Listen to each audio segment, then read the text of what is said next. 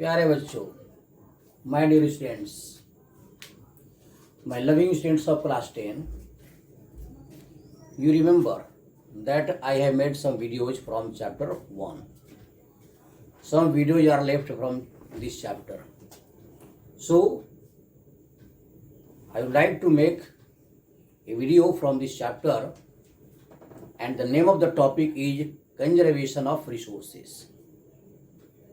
Conservation of resources यानी संसाधनों का संरक्षण। प्यारे बच्चों, आपने कहावत सुनी होगी। कहावत क्या? ये सर्वविदित है, लालच बुरी बला एंड संतोषम परमम सुखम। संतोषम परमम सुखम, contentment is the best happiness and greed is evil. Greed is evil. लोभ, लालच यह कभी अच्छा नहीं होता। तो लालच बुरी बला और संतोषम परमम सुखम, यह किस संदर्भ में मैं यह बोल रहा हूं? क्या आप समझ रहे हैं? मेरे कहने का तात्पर्य कि जो भी संसाधन आपके पास है, जिस व्यक्ति के पास जो भी संसाधन है, जो भी रिसोर्स है, यदि रिसोर्स से वह संतुष्टि उसे है, तब तो उसका जीवन क्या होगा? सुखमय होगा। The man whatever he has resources, and if the man get satisfaction from the resources which are available to him, he can feel great happiness in whole life. But the man who is not satisfied with his resources, if he always in greed, if he does not end his desire, यदि उसकी आवश्यकता का अंत नहीं है, despite availability of resources, abundance of resources to the man, but if he does not have contentment, that man, it means that man is greedy, and there is no end of greedy. The greedy cannot be fulfilled at any cost. So I mean to say that the man who is satisfied with resources, he is very happy, and the man who is greedy, he can't feel happiness in his life. तो अब मैं यहां पर resource के बारे में आपको बताना चाहता हूं कि रिसोर्स का कंजर्वेशन क्या है? What do you mean bye conservation of resources? यानी संसाधनों का कंजर्वेशन, संरक्षण। प्रकृति ने हमें दिया है संसाधनों को यूज करने के लिए। Nature has given us, nature has gifted us with so many resources, so many endowments. For what? For utilizing them. But in what manner we should use the resources? कैसे में रिसोर्स यूज करना चाहिए? Judiciously use करना चाहिए, with best manner, not irrationally, rationally, judiciously, with optimum use of resources, efficiently. तो conservation क्या है? Conservation of, topic का नाम है conservation of resources.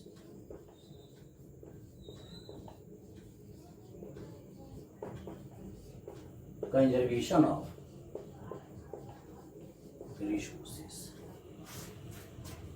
Here I am giving definition of resources, conservation of resources, that sustainable,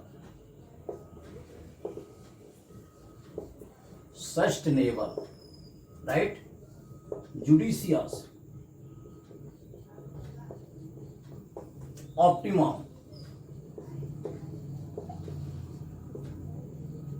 and efficient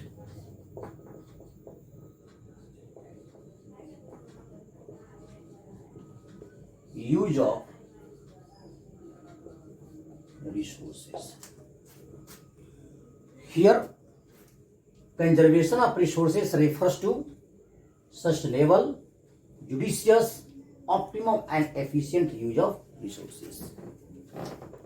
Irrational and over exploitation or overuse of resources causes socio-economic problems and environmental degradation. There is no doubt.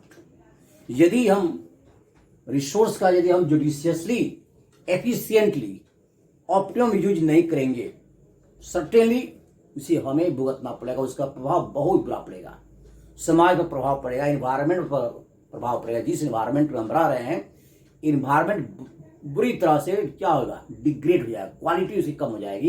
Air pollution, water pollution, noise pollution, land pollution, और जिस environment हम रह रहे हैं, we can't survive happily due to irrational use of resources, over exploitation of resources, right.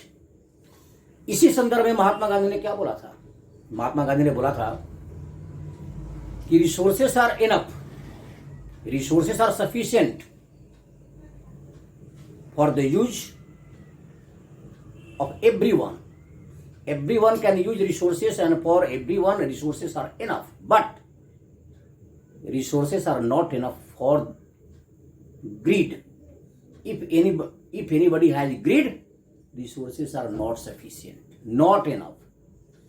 तो यदि लालच की प्रवृत्ति किसी मनुष्य को हो जाती है तो उसके लिए रिसोर्स कम पड़ जाएगा।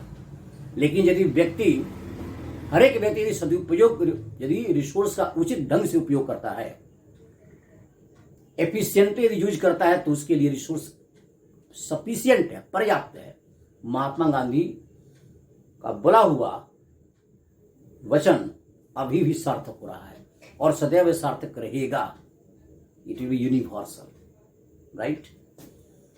तो क्योंकि उनका कहना क्या था कि आज हम जो इस मॉडर्न युग में टेक्नोलॉजी, उन्होंने बोला था कि टेक्नोलॉजी वैसे यूज करना है, वैसे ही डेवलप, हमें टेक्नोलॉजी के हमें वैसी टेक्नोलॉजी डेवलप करना है जिससे मास प्रोडक्शन नहीं हो।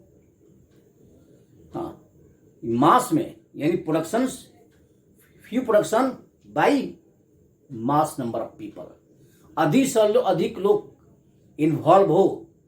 गरीबी दूर करने के लिए अधिक लोगों का इन्वॉल्वमेंट रहना चाहिए। तो अधिक इन्वॉल्व लोग रहेंगे तो प्रोडक्शन भी तो अधिक होगा। तो यहां पर टेक्नोलॉजी क्या किया कि कुछ लोगों को हटाकर many people have been removed and in the place of so many people technology is doing work and it causes mass production. तो महात्मा गांधी से खिलाफ थे, लेकिन आज के युग में उनका यह कथन सार्थक नहीं हो सकता है, क्योंकि हमारी पॉपुलेशन क्या है, हमारी जनसंख्या बहुत अधिक है।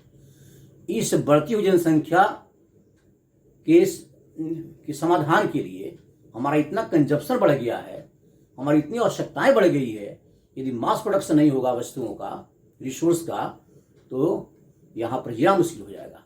All people cannot be facilitated with sufficient resources without mass production.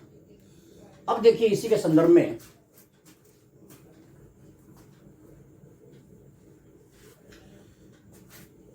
यानी रिसोर्स कंजर्वेशन के संदर्भ में आपने सुना होगा, यदि नहीं तो देखिए, एक एनजीओ है जो वर्ल्ड लेवल की संस्था है, एनजीओ जो काम करती है, और उसका मेन ध्येय क्या है?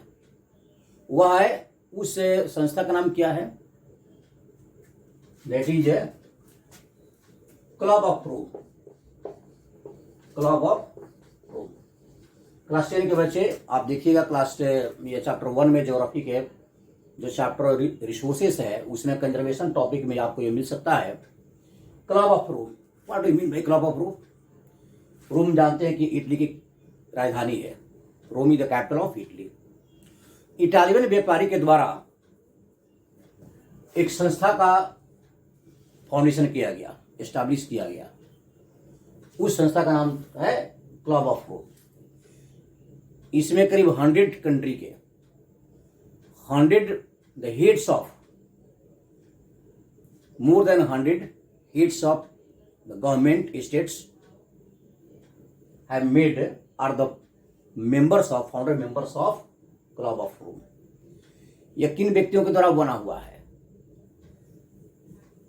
यहां बना हुआ है notable scientists, economist, business man, business women, politician, बड़े बड़े व्यक्तियों के द्वारा, डिप्लोमेट्स, तो राजनीतिज्ञ, diplomats, scientist, economist, businessman, business leaders, ये सभी व्यक्तियों का एक ग्रुप है और उन व्यक्तियों के ग्रुप के द्वारा एक संस्था का निर्माण किया गया है जिसका नाम है क्लब ऑफ रोम। और where it was founded in Switzerland, Europe. ऐसे इसका मेन फाउंडर जो है इटली का व्यापारी, उसके द्वारा जिन्होंने बहुत से व्यक्तियों को इकट्ठा किया। तो उसमें यूएन के administrators, head officials, administrators are also active participant members of Club of Rome. Club of Rome का मेन ध्येय क्या है? What is the main objective of Club of Rome? तो क्लब ऑफ रोम का मेन ऑब्जेक्टिव है, किस उद्देश्य से बना हुआ है? जैसे controlling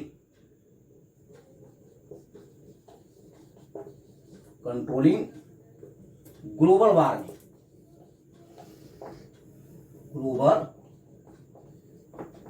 warming, right? Human, next है ह्यूमन वेलबींग, ह्यूमैनिटेरियन,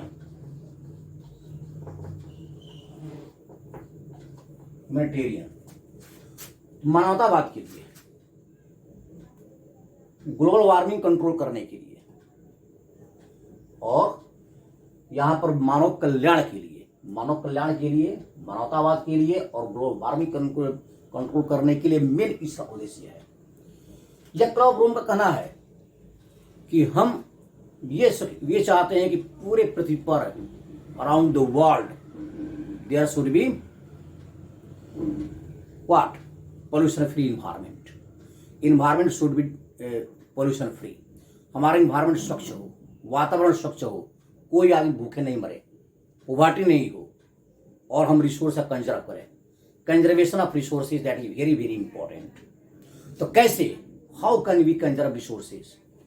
क्योंकि रिसोर्स का कंजर्वेशन जब होगा तभी हम ग्लोबल वार्मिंग कंट्रोल कर सकते हैं। रिसोर्स कंजर्वेशन होगा तभी वेलबींग, तभी मानव कल्याण हो सकता है। रिसोर्स कंजर्वेशन होगा तभी हम मानवतावाद की कल्पना कर सकते हैं, otherwise it is not possible. इसी से रिलेटेड, कंजर्वेशन ऑफ रिसोर्सेज से related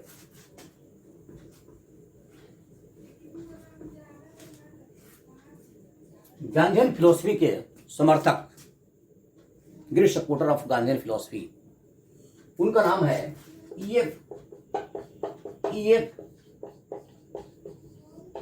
Schumacher.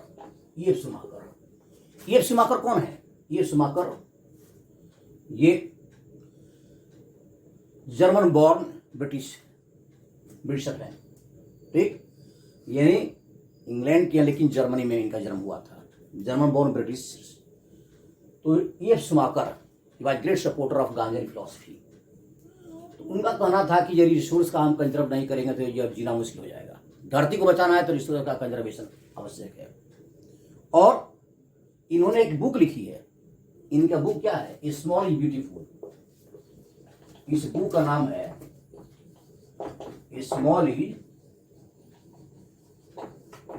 Beautiful. Small is beautiful, that book is written by E F Schumacher, right?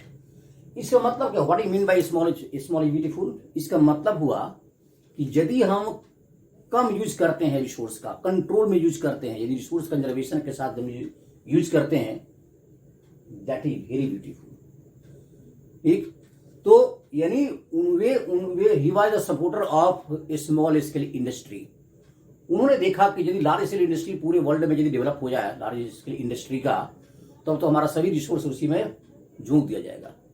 Almost all the resources will be used due to establishment of large scale industry.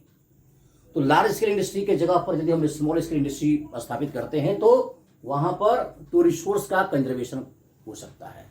We can minimise the use of resources. So this book is very famous. उसी तरह से और भी है, और भी संस्थाएं हैं जो कि कंजर्वेशन ऑफ रिसोर्सेज के रूप में उन्होंने वर्णित किया है। तो इस तरह से बच्चे I hope that you will understand this topic that is very important. Sustainable, judicious, optimal and efficient use of resources is called conservation of resources. You will subscribe and like my video. Thank you very much.